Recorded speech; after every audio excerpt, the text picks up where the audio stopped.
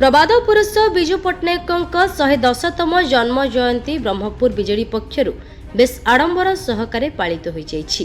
प्रथमे सहरर देशी बेहेरा साहिरे थिबा विजु पट्टनायक प्रतिमूर्ति रे माल्यार्पण करा जायतिला। एहा परे तालुका छकरे थिबा विजु पट्टनायक प्रतिमूर्ति रे माल्यार्पण करथिले बिजेडी नेता कर्मी। शेषरे विजु पट्टनायक पार्क रे पुष्प माल्यार्पण पूर्वक तांको स्मृतिचारण करथिले समस्ते। एही अवसर रे बिजु बाबूंको ओडिशा प्रति रहिथिबा अवदान को समस्ते मने पकाइथिले। बिजु बाबूंको नीति और आदर्श रे अनुप्राणित होई लोकंक सेवा करबा निमंते बिजेडी कर्मी को अनुरोध करथिले वरिष्ठ बिजेडी नेता तथा ब्रह्मपुर पूर्वतन सांसद चंद्रशेखर साहू। अपराह्न 4 घंटे सर्किट हाउस सम्मिलनी कक्ष में समृद्ध ओडिशा गठन में बिजु बाबूंको अवदान को नहीं एक आलोचना चक्र अनुष्ठित होगा। एथिरे सहरर बहु बुद्धिजीवी बिजेडी नेता माने जोगदी निजर अभिभाषण रखिबे। ଏହି କାର୍ଯ୍ୟକ୍ରମରେ ବ୍ରହ୍ମପୁରର ପୂର୍ବତନ ସାଂସଦ ଚନ୍ଦ୍ରଶେଖର ସାହୁଙ୍କ ସମେତ କାର୍ଯ୍ୟକାରୀ ସଭାପତି ଭଗବାନ ଗନ୍ତାୟତ, ମେୟର ସଂଘମିତ୍ରା ଦଳେଇ, ପୂର୍ବତନ ବିଧାୟକ ରମେଶ ଚନ୍ଦ୍ର ଚ୍ୟାଉ ପଟ୍ଟନାୟକ, ଅର୍ବାନ ବ୍ୟାଙ୍କ ସଭାପତି ଆର୍ ମୁରଲୀ ମୋହନ, ପୂର୍ବତନ ବିଡିଏ ଅଧ୍ୟକ୍ଷ ସୁବାସ ମହାରଣାଙ୍କ ସମେତ ବହୁ ବିଜେଡି ନେତା ଓ କର୍ମୀ ଯୋଗ ଦେଇଥିଲେ।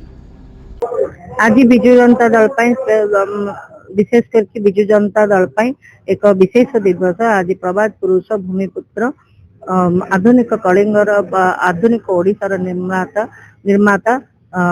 पूर्वतन मुख्यमंत्री विजु पट्टनायक 110तम जन्म जयंती पालन सारा ओडिशार अनुष्ठित होउची।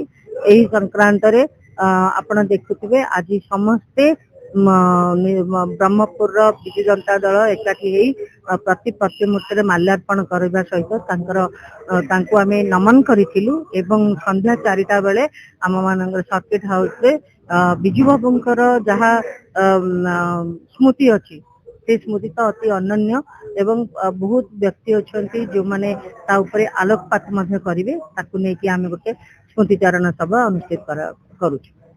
प्रति वर्ष जमती विजु बाबूंको जन्म जयंती पालन होता यही वर्ष मध्य आमर सर्वोच्च नेता जी कि नवीन बाबू तांकर निर्देश क्रमे प्रत्येक निर्वाचन मंडली स्तरीय कार्यक्रम होची आज ओडिशा रे एवं ब्रह्मपुर आमर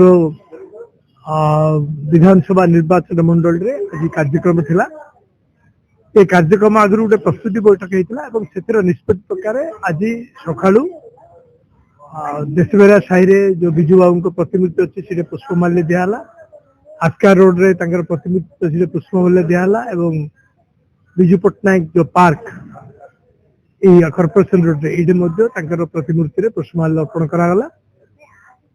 एवं आज संध्या 4टा बेले सर्किट हाउस कॉन्फ्रेंस हॉल रे एक आलोचना चक्र हम विजु बाबूंकर जो स्वप्न ओडिशार नूतन ओडिशा एवं विजु बाबूंकर अवदान कौन अच्छे ओडिशा गठन रे ता ऊपर गोटे आलोचना चक्र हम संध्या 4टा बेले यही कार्यक्रम आमर चलता एवं कार्यक्रम रे संपूर्ण भाव मेयर डेप्यूटी मेयर एवं समस्त कॉर्पोरेटर आमर डॉक्टर रमेश चंद्र च्याउ पट्टनायक एवं अर्बन बैंक प्रेसिडेंट एवं आमर अन्य समस्ते जी की वर्किंग प्रेसिडेंट बर्तमान अच्छा भगवान गंतायत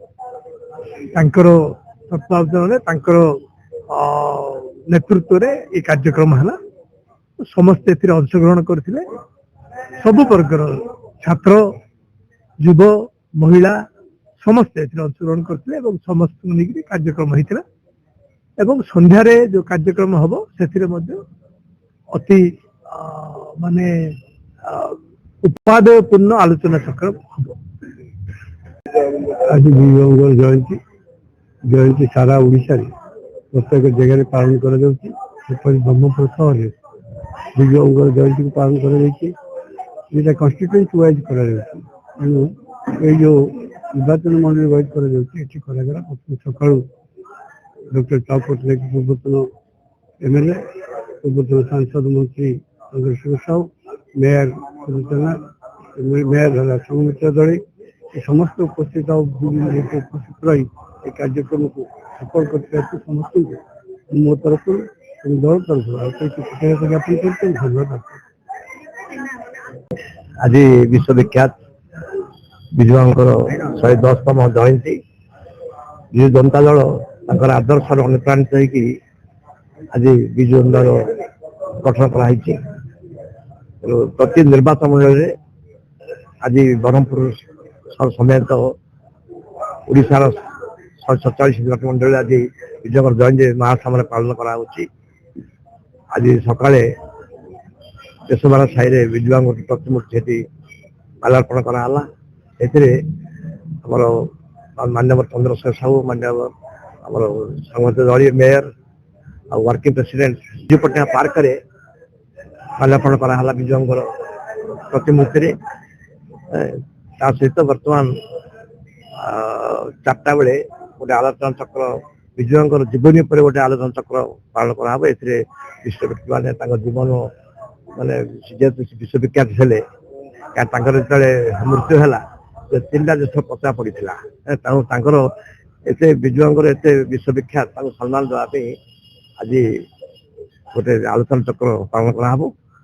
ଆଉ ଏଥିରେ ସମସ୍ତେ ଯୋଗଦାନ କରିଥିବାରୁ ମୁଁ ସମସ୍ତଙ୍କୁ ଧନ୍ୟବାଦ ଦେଉଛି। ବ୍ରହ୍ମପୁର ଗୋପାଳକୃଷ୍ଣ ରେଡ୍ଡୀଙ୍କ ରିପୋର୍ଟ, ଗଞ୍ଜାମ ସମାଚାର।